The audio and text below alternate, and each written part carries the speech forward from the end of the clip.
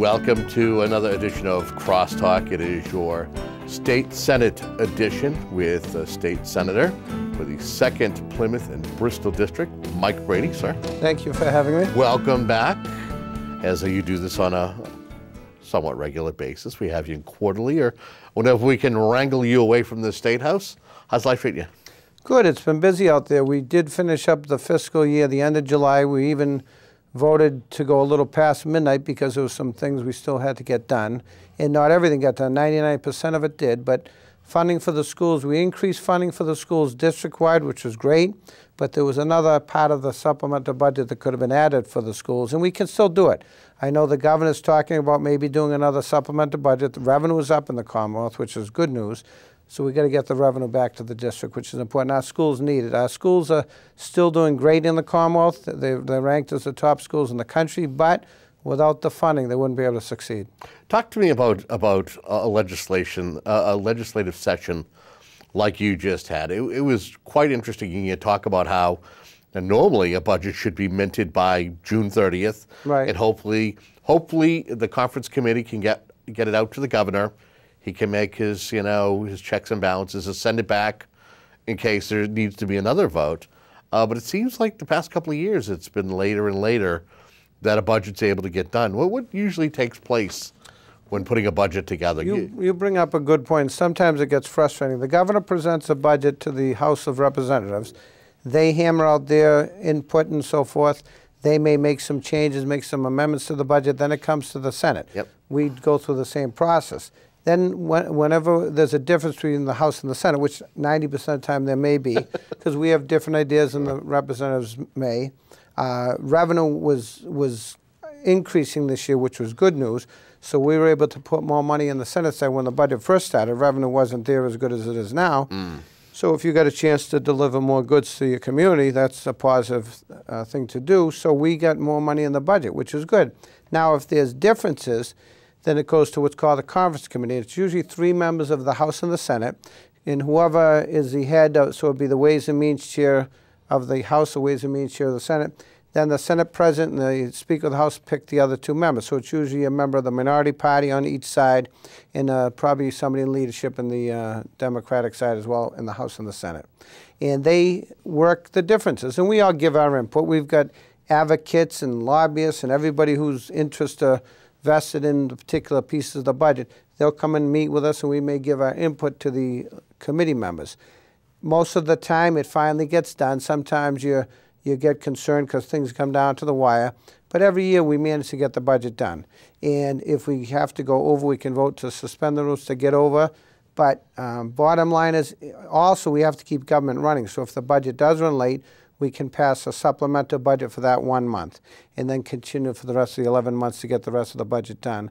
But, a lot of communities are very concerned because they are depending on the state to deliver the goods to their communities. School funding is a big issue, public safety, roads, our transportation part of the budget is important, and other items. Like, I've got things in the budget for the Montponset watershed and for other parts of the district, and we deal with that. I represent a unique district. It goes from the town of Northeastern, which is Bristol County, through the city of Brockton, which is Plymouth County, and through Whitman all the way to Hanover and Hanson, and then down south to Plimpton. So I'm still single, but I feel like I'm married to 2 different women, the city of Brockton and the rest of the district. Right. And they have different needs, But yet Brockton gets their water from the Silver Lake Water District, and we got to make sure that we address the issues down there. And I've been working with the leadership down there, the elected officials, and we were fortunate to get money in that area, the Montponset Pond and Furnace Brook, to clean up the chronic bacteria and to address the issues because there's been some long-standing issues that have not been addressed enough. Cyanobacteria. Yeah, and we also put money in the budget, but then sometimes those things in the budget get vetoed. So then we have to go back and override the vetoes and make sure the funding is in place. And again, it's based on the economy too. There's been years when we've had a tough economy where the money is not there, and we have to make drastic cuts, and then you have to decide where the cuts are made. Now, though, the economy is doing very well. It usually goes in 10-year cycles, but the money is there. We've got revenue is up. I'm the chairman of revenue, but it's all timing, though, because I'm fortunate. I think the gaming legislation that has passed, that's going to bring more revenue to the Commonwealth. You've got to make sure they operate correctly, so minors aren't being allowed, because we did have a problem with the opening of the new casino there. Grand, yeah. And, you know, they can't sell to minors and so forth, but there is restaurants that's open to the public and, you know, families where their children are able to go to the restaurants. But you want to make sure things are held to a high standard. And unlike what we've had in Atlantic City and the problems in those areas, hopefully they've learned from that. I mean, the 2 casinos in Connecticut are doing okay. They overexpanded one of them early on. They went through some tough times. Hopefully they've learned from that. And then we have the slot power down in, Plainridge. Oh, yeah, yeah. And I believe that is that Plainville, Rentham area. yes, Yeah. and that has been booming since day one. And, you know, we are competing with other states. You've got Rhode Island, you've got Connecticut, New York has passed legislation, and up north of us. So that's a thing. Also, this fantasy sports and so forth, that's a whole thing that the young people do. Betting online, that's another thing we're looking at. So we've got to make sure that the consumer is protected, but also it's a chance to get revenue in the Commonwealth to give back to our communities, so communities can get funding for their schools, to get funding for public safety. And we've been able to do that, but you've got to keep an eye on everything. And that's why these commissions are put in place to oversee that. In the commission, for instance, the Gaming Commission, there's appointments from the governor, there's appointments from the treasurer, the auditor, so they all have their input to see who sits on these boards. And it's important you get people on these boards who know what they're doing, who have experience, and held to a high standard. It's interesting you bring that up because I know that there was news as of late. I know Mayor Bill Carpenter actually his administration sent a letter to the Department of Interior asking for them to decide what was going on with the Mashpee-Wampanoag tribe in their casino.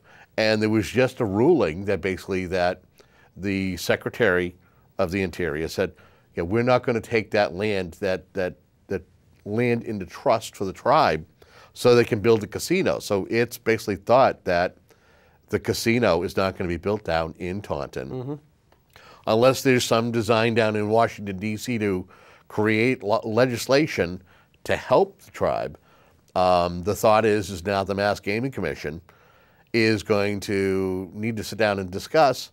Well, they did deny Brockton a casino because they wanted to build a casino right up the fairgrounds. Right. And the understanding is that will Brockton get another bite at the apple? Well, I think they do have another bite at the apple. The big thing is the law that was passed, the Gaming Commission can allow up to 3 casinos. Doesn't mean they have to approve 3. Right. And, you know, and then there's one other slot parlor, which was mentioned in Plainridge. So they've approved the one in Springfield. They've approved the one in Everett. That was a big battle between Boston and Everett. Now there's still one on the table. And whether that 3rd one gets approved or not by this Gaming Commission doesn't stop the Indians from building their casinos because they are held to a federal jurisdiction. So I know there was talk about some of the elected officials saying, well, maybe that 3rd casino can go into the tribe in Taunton or down the Cape or whatever. Yep. And there was a debate whether the tribe was even recognized or not. And so there's a big debate back and forth. But whether that does get recognized or not, the Gaming Commission can still approve up to 3 casinos. And there's a lot of union jobs that are at stake here. You know, Brockton could use some restaurants and so forth. And it's not just Brockton. It'll be more revenue for the district as well. Again, there is some concerns. There's been concerns from some residents being close to the high school in traffic, but we just got state funding to repave 123 and to do a lot of that work. And while the construction goes on, you know, it's a nightmare because of traffic taps, but in the long run, that helps with better access with the east to west corridor coming off of Route 24 so residents can get over to Whitman and Hanson, et cetera. But that would have all been paid for from the casino, so we can use the state tax money to go elsewhere. And but doesn't mean they're going to approve it. It's still up to the Gaming Commission. Let's go back to talking water.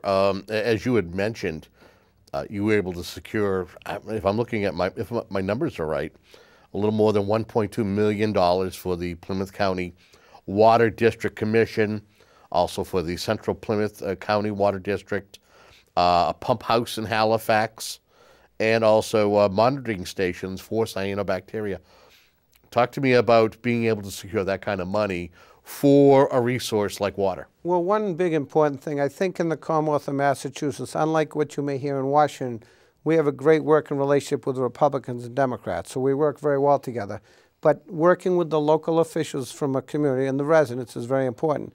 They gave me the input and the needs that they wish they could get in there. They've told me what they needed. They've done research on the bacteria when there's water shortages, because Brockton came up with a desalination plant because the state way back was forcing Brockton to come up with another Secondary plan. source, right? Yeah, they have the Avon Reservoir, but you know, when there was drought, Silver Lake was way down, so there's concerns of the residents. So we were able to get that funding in there. And then, of course, if water becomes backed up and stagnant, you know, when I was a kid, you used to be able to swim in some of these areas. Some of it you can't anymore. Yep. And that's drinking water. Not only Silver Lake supplying water for Brockton, but they supply for some of the towns in between as well. It's recreational too. Yeah. Depending on if it's Monpont, there's usually a lot of recreation that goes on in those areas. Correct. And so they did a major study, and this is ironic. We were talking about Cranberries before we started this. Yeah, you're going to get into that before we say goodbye. So they did a bunch of testing.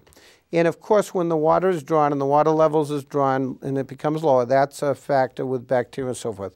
Then even though there's Title V laws, you've got a restaurant down on 58, which I enjoy going to and having dinner once in a while. That has caused some of the things. Some of the old cottages, even though they've replaced the septic systems in this Title V laws, there's some leakage still. But ironically, the cranberry bogs, and I'm a big supporter of cranberries. They're healthy for you. You know, they tell you to eat those craisins and all that. And I grew up saying cranberry juice was good for your kidneys. But yet, the cranberry, because of the phosphorus, so when they water the cranberries, that runoff goes into the water. That causes bacteria. Well, my understanding of it is that the cyanobacteria actually, you know, you think that the manure and all the stuff that comes off that runoff, you know, it's to help, you know, produce crops. Right. But it's something that the cyanobacteria also likes as well and helps it to basically spread. Sure. And it's amazing. I've done a crash course on all of this, and Plimpton is part of my district, and we've been trying to help the cranberry growers down there. But it's ironic that all this testing and so forth, I've learned a lot of what causes the pollution in the water and what helps the pollution. And, you know, if water is stagnant, algae grows, and that's a concern, too. You've got to keep the water flowing, and that's why we've got some money for the dams in the area, too.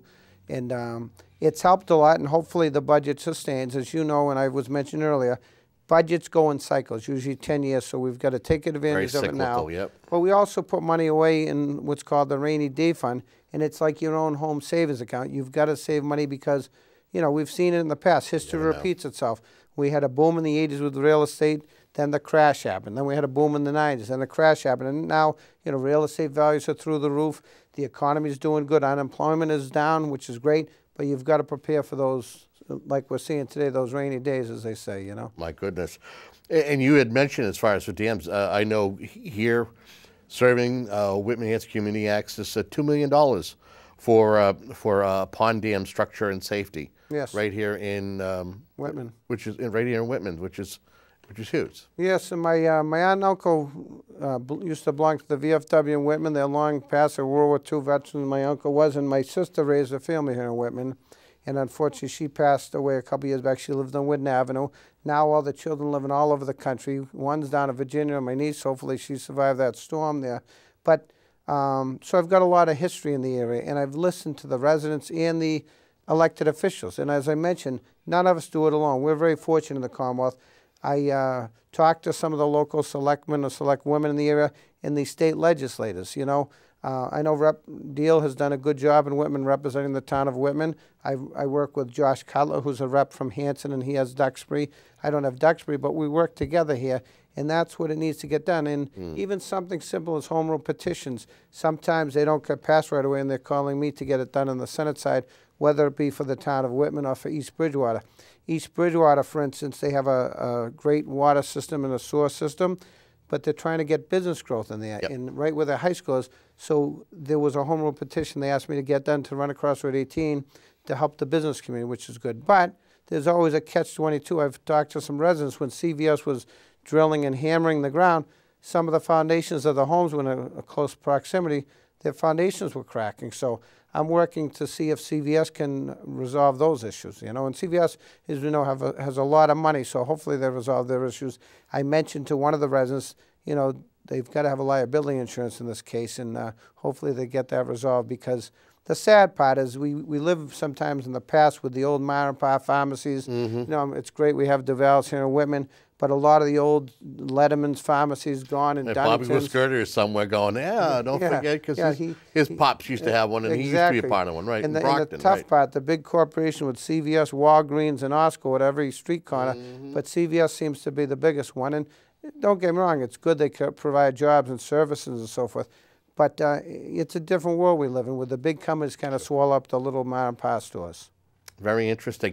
Now, you tell me an interesting, this was a Senator Brady factoid about, he's already mentioned a few times about cranberries, and he was sharing with me, I guess there was a big cranberry day not too long ago, and you actually share with me the factoid as to where our state ranks in at least in this hemisphere when it comes to cranberries.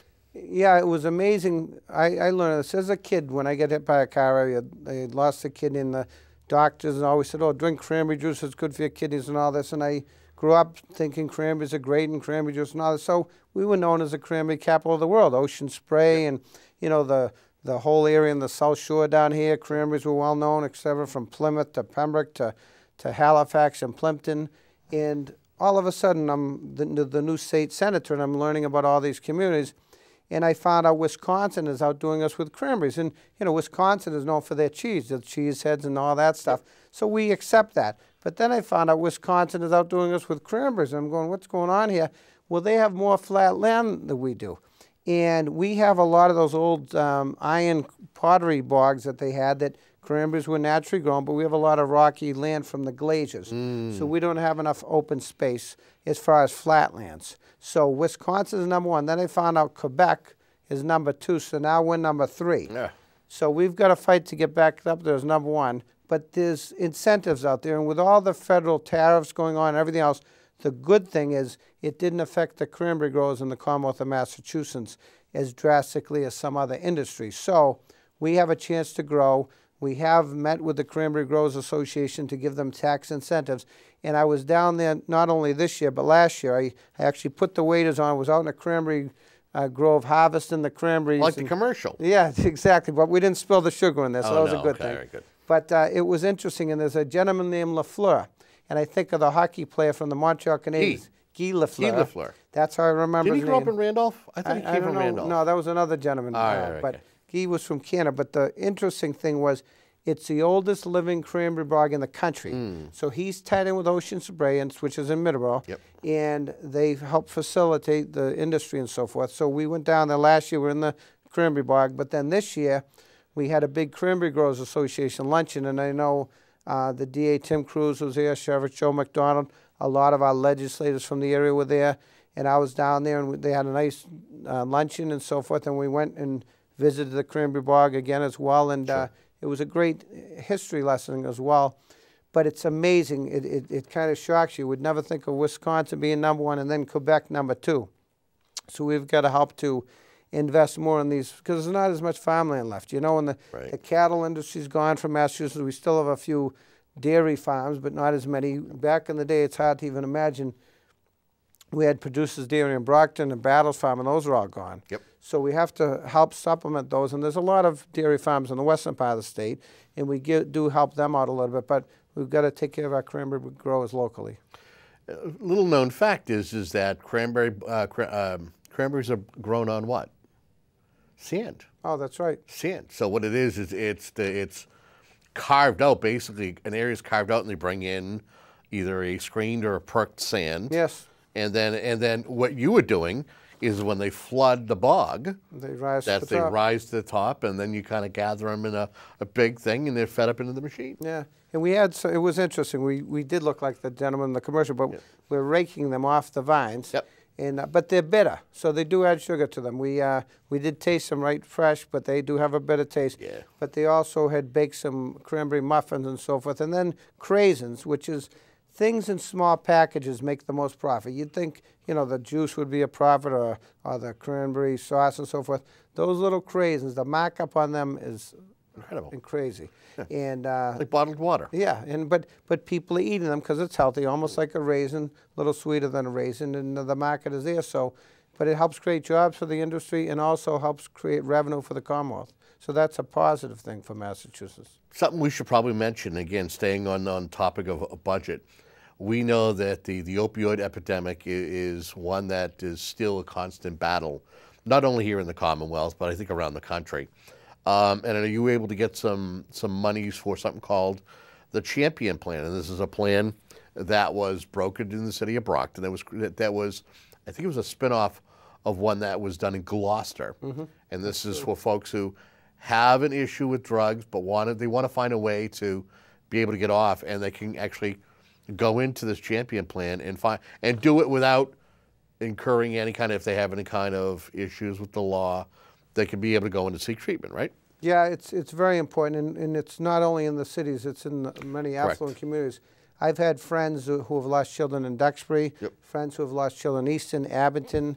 The small towns, they may not be able to purchase them there, but there's a high epidemic, and if you don't have the resources. So we've had students who have gone, there's two things going on. I call them students because they're young people, but we have a Champion Recovery High School in Brockton that helps give a second chance to kids to go back to high school and get on the straight now. But with this Champion Plan, and our mayor has done a lot of work with us in Brockton, Mayor Carpenter, we're able to get funding in the budget to help people get off this addiction situation. You have Gosling down the Cape, you have High Point in Brockton, and there's some other resources. But, you know, there's a catch-22. There's a big criminal justice reform bill we passed, too. And you certainly don't want to let the drug dealers off. So I put in there to increase the penalties on fentanyl, which they did do, which is important. But you want to get these people who are victim of the system. For instance, when the medical industry was writing prescriptions for OxyContin like it was a toothache, which is ridiculous. I understand a terminal cancer patient may need OxyContin to survive and so forth, and if you're in serious illness.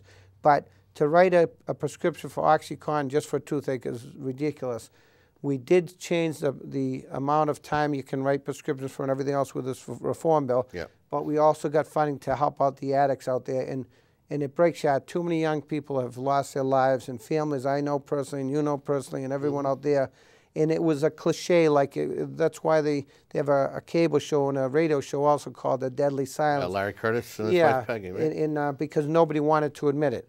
And now it's coming forth, and we're finally bringing more attention to it. Families are being open about it, and as I mentioned, it's from very affluent communities and some poorer communities. We have been able to address the issue. This Champion Plan that they started in Brockton has a great success rate. It's still fairly new. Helps people get off the addiction, get back working. Because if they don't get help, they're going to be on the system collecting from Medicare, Medicaid, whatever. Homelessness is a major factor with addiction. Big deal, And this has helped so many families out and got people on the straight now, get them back to work, producing so they're not, on the dole or whatever. But it's tough because the most important thing is you're saving lives. And, I understand. I talk with firefighters every day out there that they're the first responders, sometimes the same day because they're released from a hospital, picking up the same individual 2 and 3 times in a day. And it's cost and resource and everything else. And there's some people, you're not going to save everybody, we know that. But when it's somebody's child, you cannot put a price on somebody's child. And this Champion Plan has been able to help families out, get them off the addiction, get them help, because it may start with a simple pain med like OxyContin is serious, but I'm talking about something even similar than that. Then they get hooked on a heroin epidemic addiction. And I've seen one sports individual never would have touched a drug in his life, started with a sports injury, got on pain meds and OxyContin, and eventually he died from heroin. And we're talking about Peter Marciano. Yes, and here's a well-known family. Absolutely. I remember reporting on that. Yeah, and their family admitted, and I'm very close to the family. And this kid would have not. He had no fear in his life. He was on the front line playing football. One of the top umpires in the area, too. Umpire People too. loved him. And here's a perfect example. Elected official. And had two young children that he left, and his wife is a widow, and it's tough. And that's why this plan has helped out people. And we got to make sure that there's correct oversight over this, but you can't put a price on somebody's life, and this has helped so many families, not just in Brockton, all over the social. And as you mentioned, it was based on what they did in Gloucester, and it's had a successful rate. It's interesting that you mention Peter Marciano, because we actually have a program that we air here that the district attorney and the sheriff actually called Breaking the Silence. It's a cable program, but a good friend of mine, Aaron Tebow, was the videographer or the cinematographer for that documentary, and it featured one of the couple of people that are featured was Peter, and of course, Stephen Marciano. Some great footage shot of Stephen telling a group of youngsters, going, "Hey, this could happen to you. Yeah. You sit here and think it couldn't happen. It could happen to you. I didn't think it was going to happen to my brother. It did, and it's very powerful. And again, it does air here on Whitman Hands Community Access and other access centers around the state. So it's good that you bring that up. In Peter's other brother, who never wanted to have any children, he ended up adopting Peter's 2 kids. And what a drastic, yeah, and the 2 little kids, because his wife had an addiction issue too, and it breaks your heart. And there's so many families out there, and in the shame that was brought with it many years ago, now it's finally brought to the forefront to help families out. And, you know, that's a big issue. Again, though, we cannot be lenient on the drug dealers. So we went after them with this new bill. We increased the penalty on fentanyl, because you see it every day on the news. The fentanyl is killing people. Fentanyl and car fentanyl. Correct. And car fentanyl is even worse. Yep. Neither one is good, as we know. Yep. But to go after them and make sure the penalties are strict on them, but to also get these other people help that to circumstances that, you know, has affected their lives. Well, we're coming to the end of the program. That's all the time we have. We got like 3 minutes left. Anything you want to tell folks? Again, another great legislative session in the books. I know we still just got a couple of months before we close out the legislative session. Anything you want to say to the folks out there? Well, one thing I would let the public know, we do have revenue. Revenue is up in the Commonwealth. There's a potential to get a supplemental budget done, so don't hesitate to contact my office, which is 617-722-1200. Contact the rest of the leadership as well. I know the governor's proposal may be doing some of the sub-budget, hasn't been fully released, but we can get more money before the end of the year in the schools, whether it's done even in January, because the new Senate and reps will be coming in January, because we've had some retirees, et cetera. But also, we're here for the residents, and we did get some good legislation passed for veterans, too. We increased the death benefits for veterans, and we also passed the Welcome Home Bill and the Valor Act 1 and 2 several years ago. Massachusetts is #1 in the country for veterans benefits, but we had to tweak some of that legislation because making sure the money goes in the right area. Well, as always, I thank you. I thank your office for always being having a good conversation, being able to have you come in, sit down, talk about some of the things that you're doing up at the State House, and we look forward to the next time that you're here to do a show. So thank you very much. We thank you for coming in. Thank you. And we thank you for tuning in to programs like this one. And if you have any ideas for topics or conversations, or you want to get involved with Whitman Hands Community Access, WHCA.TV is the doorway for you to be able to get involved here. Until next time, have a great day.